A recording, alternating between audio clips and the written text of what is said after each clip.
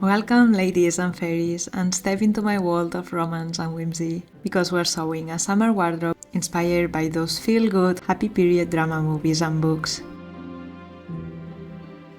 Looking at my Pinterest sewing board, I realized I've saved so many white romantic pieces lately. Light fabrics, soft shapes, very dreamy. And I don't actually own that many clothes like that, but the few I have, I wear all the time. So I think that's the direction we're going in, starting with this top. I want this top to be a summer staple. It's romantic, soft, and complicated yet simple at the same time. Here's what I want to recreate. It needs to have Pintucks, which I've never done before, also gathers at the bottom, buttons on the front, and lots of lace all over. I'm still not sure if I want to add a lining. Here I have my sketch. On both sides of the buttons I want to add a bit of lace, so I went lace shopping. What are you up to, Liddy? I just happened to be looking for some ribbon. Wait, for the ball? Shall we all look for some ribbon together? I found this beautiful trim that I think will work perfectly next to the buttons, and the smaller one for the neckline.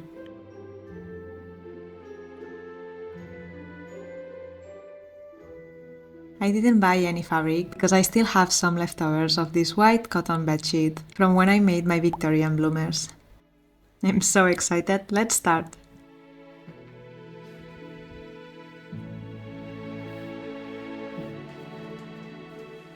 I'm going to use a basic top pattern. The back piece I can cut and fold as usual, but for the front, because it has Pintucks, I'm cutting it as a rectangle, with about 20 centimeters extra to allow space for them.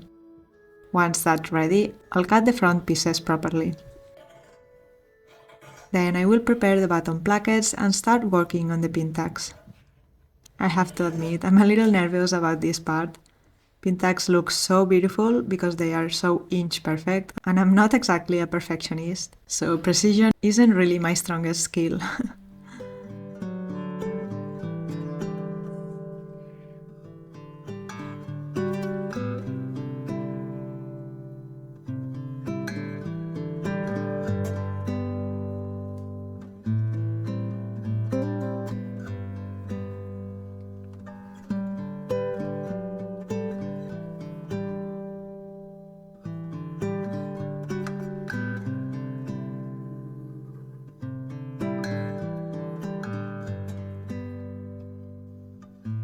I have so many sewing ideas in mind for this summer, and at first I thought I should just make everything in one video, like a full summer wardrobe transformation. That would be cool, right? But the more I thought about it, the more I realized it's actually not that cool. We see so many videos like sewing a whole wardrobe in 2 days or making a prom dress in 24 hours, and I've made videos like that too. I get the appeal, I love that collection feeling. And in fact, those are also my most popular videos. But there's something about them that doesn't sit right with me. Because yes, sometimes I get into that super productive mood, where the more I make, the more I want to make, but it usually leaves me completely exhausted after. Like, I won't touch my sewing machine for weeks. And I also feel it sends the wrong message. Making more doesn't actually make you happier, it just creates this illusion. A really high peak, followed by a crash. And as a viewer, it can also make you feel like you're not doing enough. Like you're too slow, like you're behind, but you're not. Just because I had the time and energy that week doesn't mean it's a normal pace. And I would never want my videos to make you feel bad for going slower. So this time, instead of making everything in one video, I'm going to create one or a few pieces every week. And at the end, we'll still have a full summer wardrobe, just built in a way that actually feels good. And also, I don't have to make everything from scratch. I can go thrifting, I can upcycle pieces I already own. So this is going to be a series of sewing, thrifting, and reworking clothes for summer. I think it's going to be way more fun. So if you're on board with this idea, hit that subscribe button so you don't miss my next videos. And if you'd like to support me and watch special videos that aren't made to fit the algorithm, you can become a member. I share more slow and raw videos there.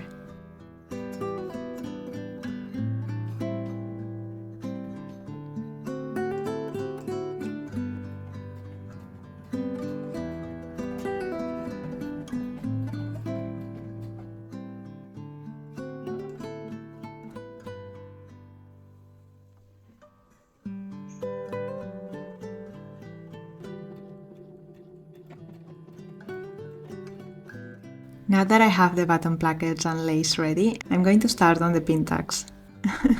I did want to leave my hair down to match the romantic vibe of the video, but this definitely calls for a low ponytail, full concentration kind of situation.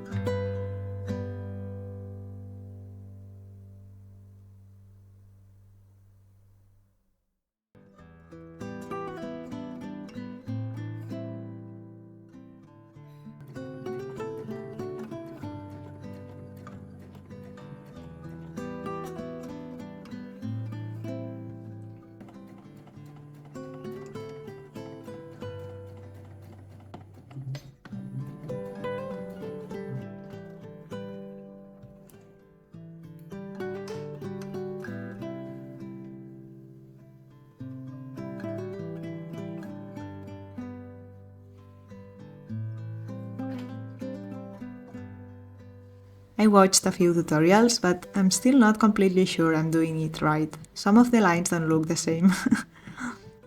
I'm gonna keep going, but constantly remeasuring the distance between each pin tag as I work. I will leave the tutorials I used in the description.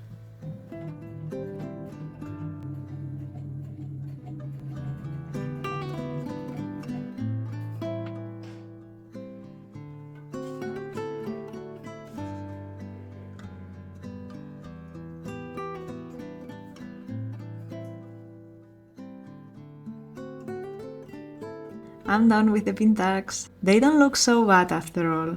I have to stop here because I need to get to the gym, so we'll continue the top tomorrow.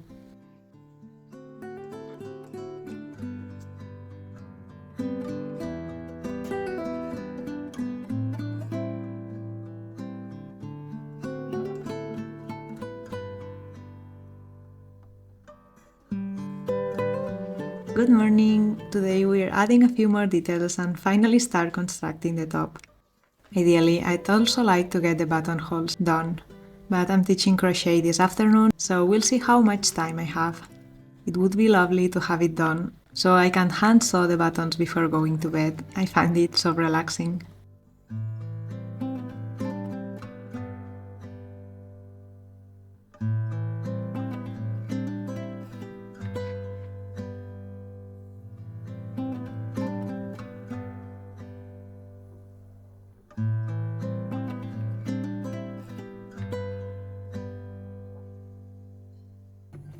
I just started and pricked myself with a pin and stained my shirt. Ah!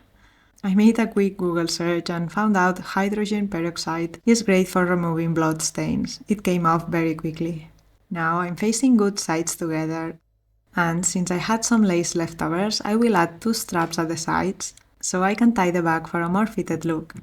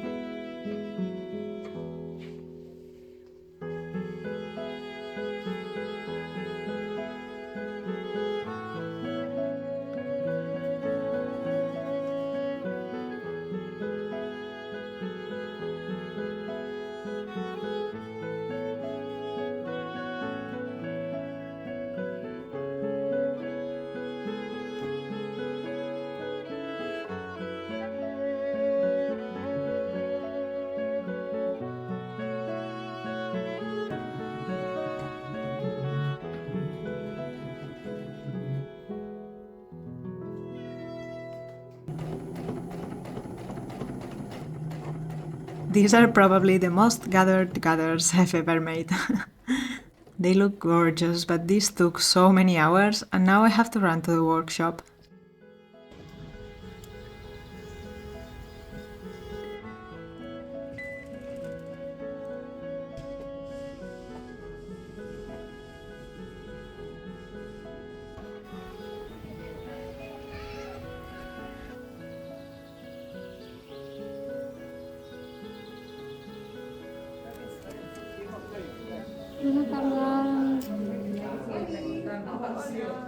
This week we're starting checkered tracks, so they can practice color work, which is really fun. By the way, the other day we celebrated 1 year since my friend Noor opened this workshop, and we celebrated it with my colleagues and people who come here and make their crafts. It was such a special day. I'm so proud of my friend and really happy to be part of this little creative group. This is Noor, Candela is the knitting teacher, and Flor runs art activities for kids. It's so strange to think that just a year ago we were painting and decorating an old fruit shop. Time really does fly. If you are ever in Barcelona, check out the workshop as Tallerets. I didn't have time to start the buttonholes yesterday, but the top is almost finished. I tried it on and pinned a few adjustments on the sides to make it a bit more fitted. It's also slightly shorter than I'd like, so I'm thinking of adding a bit of length at the shoulders. I'm not completely sure about it, it's only a few centimeters, so I don't know if it's worth the risk and time it will take. But I feel like just a little extra length would make it sit much better.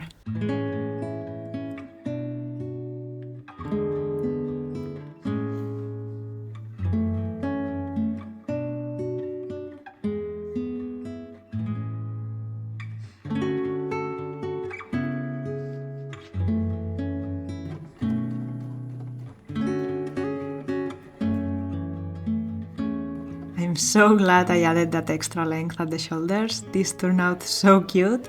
It looks like it was designed this way from the start. Now all that's left are the buttons and it will be finished.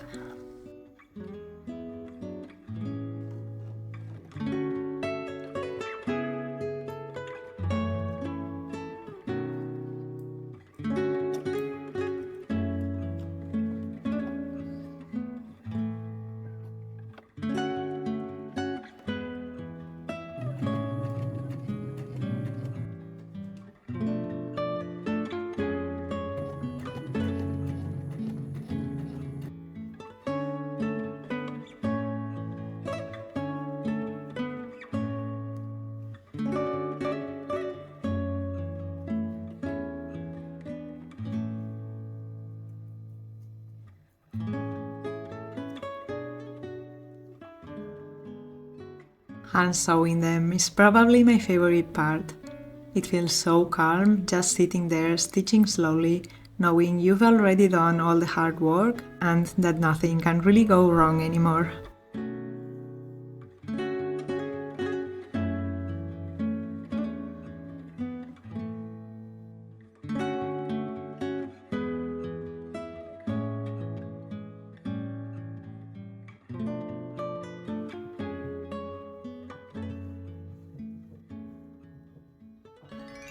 And this is how the top turned out.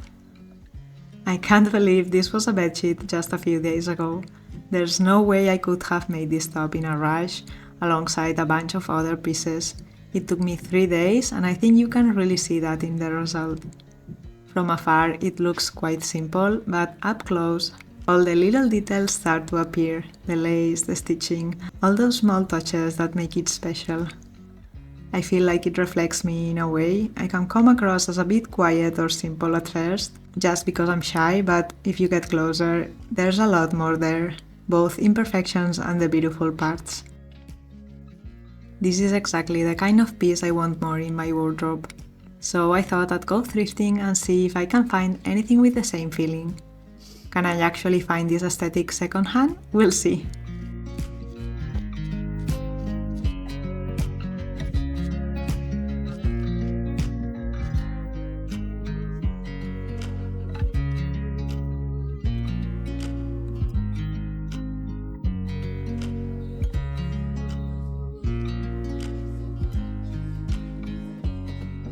I found quite a few white flowy pieces, but once I tried them on, something always fit a bit off. Either the fabric felt too synthetic or the fit just didn't sit right.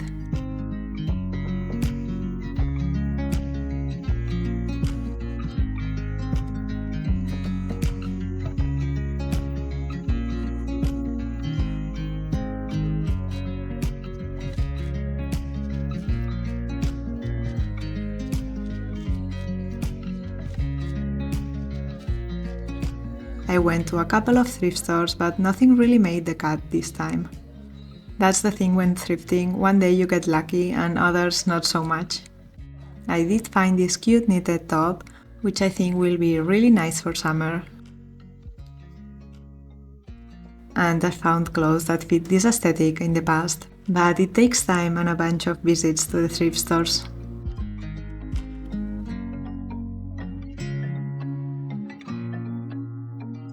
Some of my faves are this maxi skirt, this pink dress, and this blouse. Now let's talk about the next projects. I have a bit of a plan, or at least a few ideas. I wanted to start with a romantic top, so that's done. Next, I'd love to make a pair of pants, something loose and comfortable, with a few ruffles or fun details. I'd also really like to make a flowy romantic dress, maybe in time for my birthday. And I definitely need a few more tops. I tend to rotate the same one or two, and when they are in the laundry I have nothing to wear. But something a bit simpler than the one I made today. And finally, I have a few dresses I thrifted a while ago that need altering. Or maybe a complete makeover. I think this is how I want to build my wardrobe this summer. Slowly and with pieces I know I'll truly wear.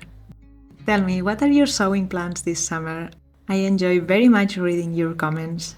Thank you for spending this time with me. I will see you next week. Adeu!